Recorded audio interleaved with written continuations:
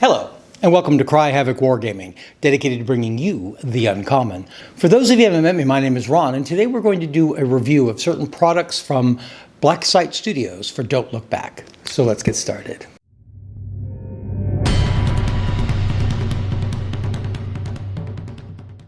I've become a big supporter of the game Don't Look Back, the tabletop skirmish horror game based on 70s, 80s, 90s horror flick slasher films by Black Site Studios, and I've purchased most of the expansions. And what I'm going to do right now is a review of a few of the products that I have got but haven't had a chance to talk about here. We're going to talk about the supporting character box, Final Girls, Killers A, and the Sideshow Slaughter. So let's go to the hobby table.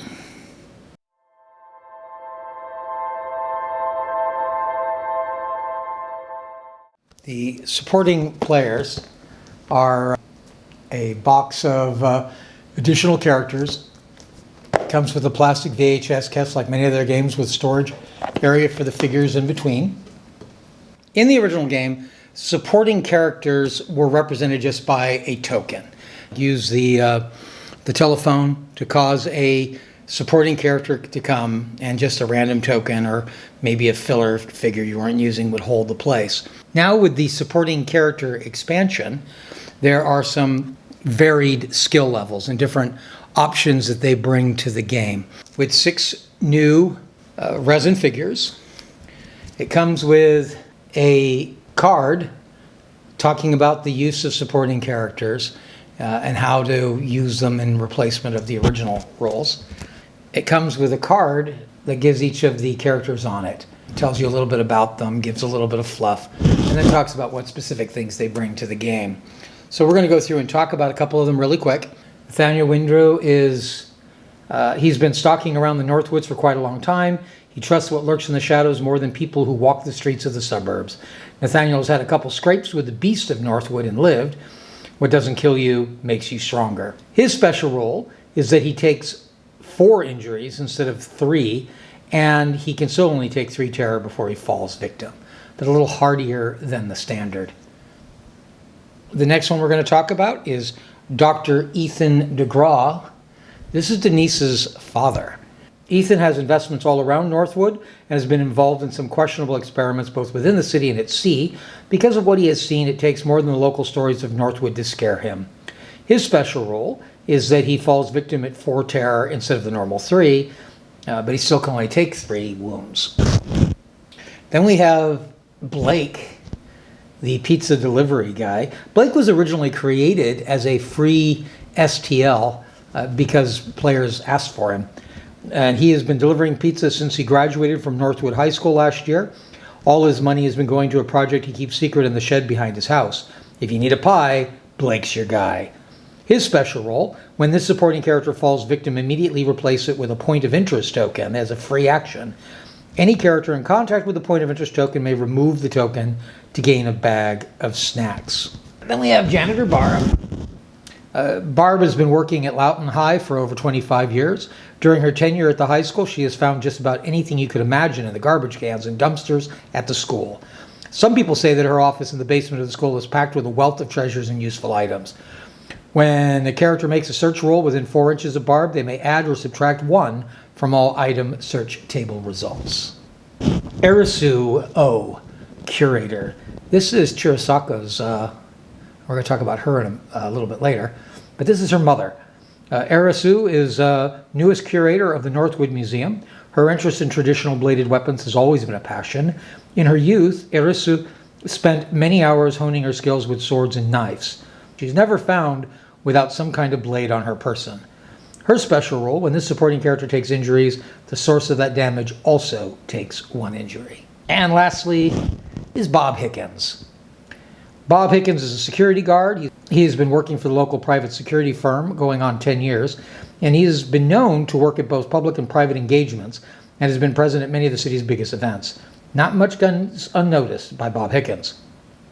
His special role is that he removes fright tokens within 7 inches instead of the normal 6. So these are all very useful characters and add quite a bit of flavor to the game and are high on my list of expansions you're going to want to buy. In a similar fashion, we're going to now go and talk about Final Girls. We're going to talk about Final Girls again. It comes in a VHS, again with the interior storage. Final Girls comes with new player characters. They are all, as the name on the box suggests, they are all females. This is a game that is more diverse than many others. It comes with character cards for each of the characters represented in the set. It also comes with a new special curse, the Final Girl, curse female only, which allows to represent the final girl in a game. That's such a requirement that the final character in a game has to end up being the girl that you chose. So we're going to talk real quickly a little bit about some of the characters that come in this set.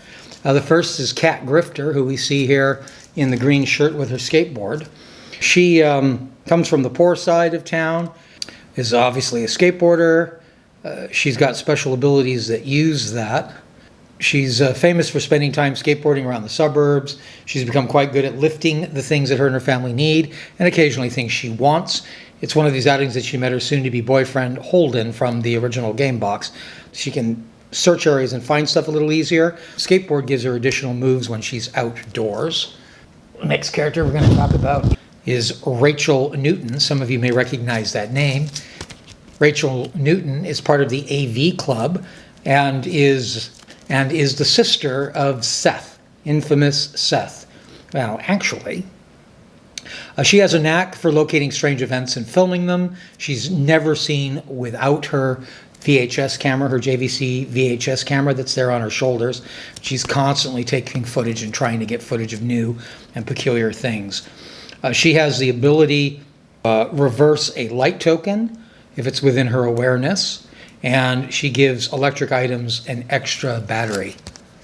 Chisaki we kind of hinted at a little earlier when we met her mother. Her and her family came here for her mother's job as the curator. She was not excited to arrive in the city. She is, of course, from Japan. She's been enrolled in the private academy at Loughton High, but she's picked up English pretty quickly. She's excelling in her classes, though she is a bit of an outcast. She basically has been called by supernatural forces to steal a sword from the conservation table in the museum. And that's her item. She has a museum katana, which helps increase her damage as a fighter. Her skill is that she ignores the first point of terror she would gain from each turn. And she has proven to be a very useful character and is a nice and dangerous addition to the game. And lastly, we have Dr. Grange. Dr. Grange is actually from Northwood. She left through study, having studied abroad to becoming a therapist, but she's now returned. She follows a more holistic approach to healing of one's psyche. And she is driven to studying the unusual and the supernatural, which she thinks is going to help open up her understanding of the human psyche. Her skills, Mindful Moment, is a quick action. She may remove 2 terror from any friendly model besides herself within 2 inches. And 3 terror if both she and the target are in a light token. And she has a calming presence. While any characters within 4 inches of her, they add +1 to the character's fright value. So she's become also a very nice, useful addition to the game and has allowed people to go beyond the usual level of terror as long as they don't end the turn on that terror, or that high terror. This is Horror Set A. The original game comes with 1 multi-part killer, and you can glue him together however you see fit for your use in the game, but once you're committed, you're kind of stuck.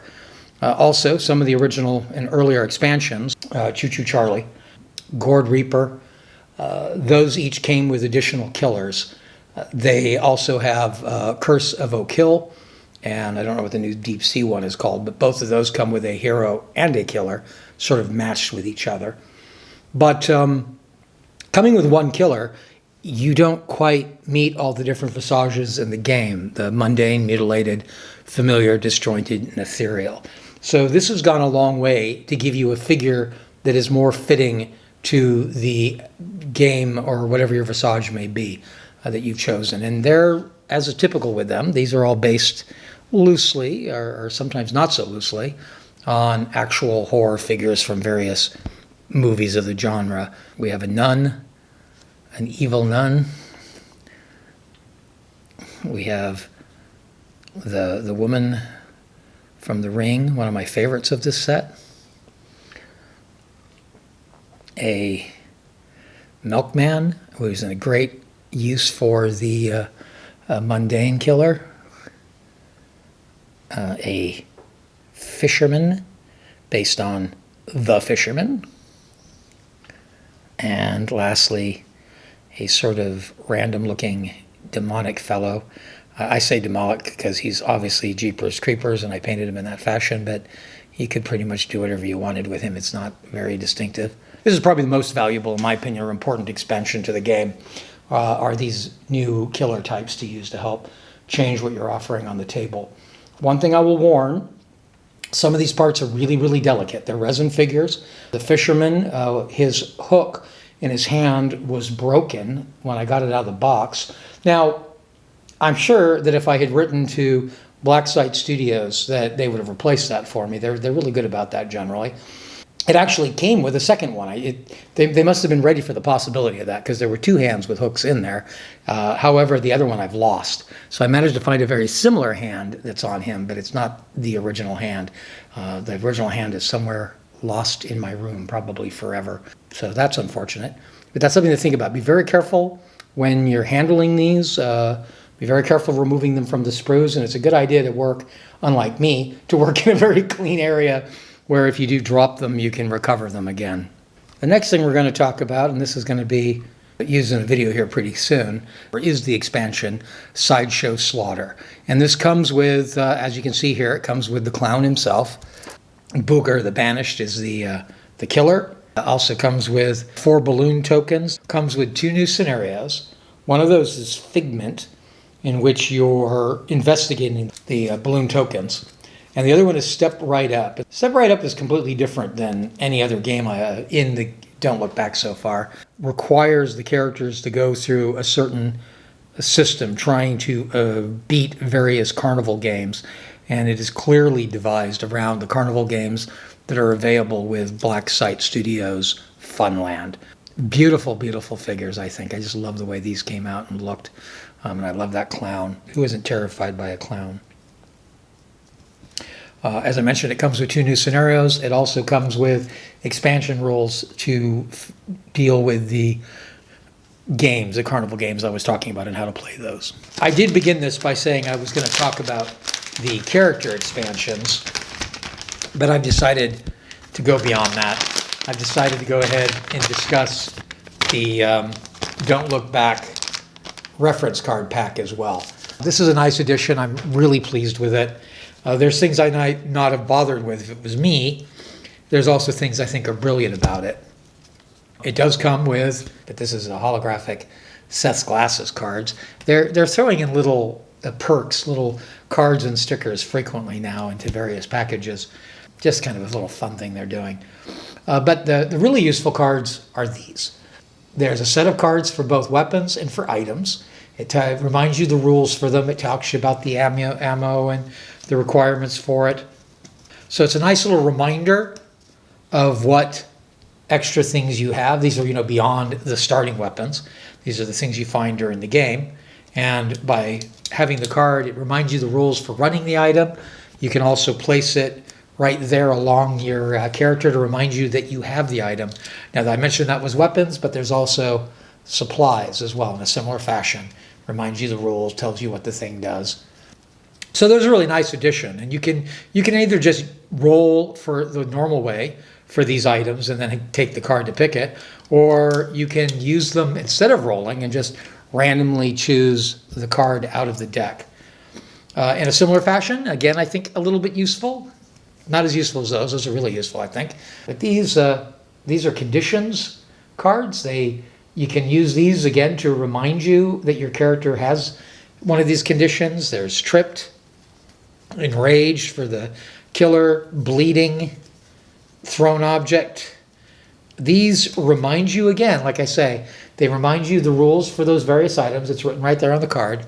And the ones that are ongoing conditions you can keep on your character to reminds you of that as well. In fact, the rest of the cards I'm going to be talking about are mostly rule reminders. So I don't think they're as necessary as those item and weapon cards are, but they're kind of convenient.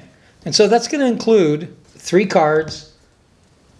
Indie, there's the slasher mode, exhibition mode, and indie mode.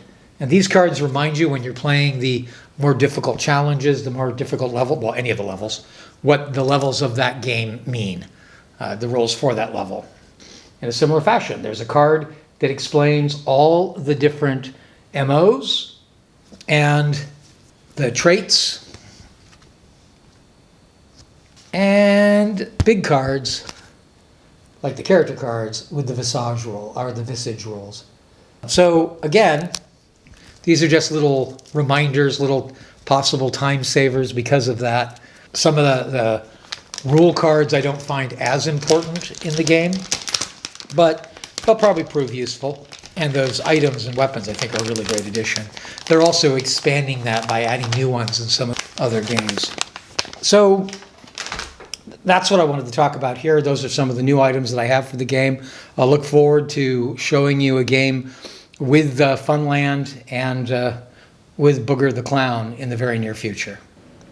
Here you are, a number of expansions for Don't Look Back. Now this game is actually reusable and very playable on its own without purchasing any expansions. But I do believe that the Final Girls, because it gives you some new characters to use, and the Killers A pack are very useful. If I have a problem with the original box set, it's the fact that it comes with one killer. He's multi-part, so you can put them together and build them in certain different ways. And a couple of very clever people used magnets to make him interchangeable so that those parts aren't committed. But still, he only meets a couple of the visages as available or as suggested throughout the game. And I really feel like you need at least one killer for each of those visages for the game. So I believe that the killer pack is taking us a long way in the right direction to help add for that. And as I say, the Final Girls, that's just some more characters, and that's always fun.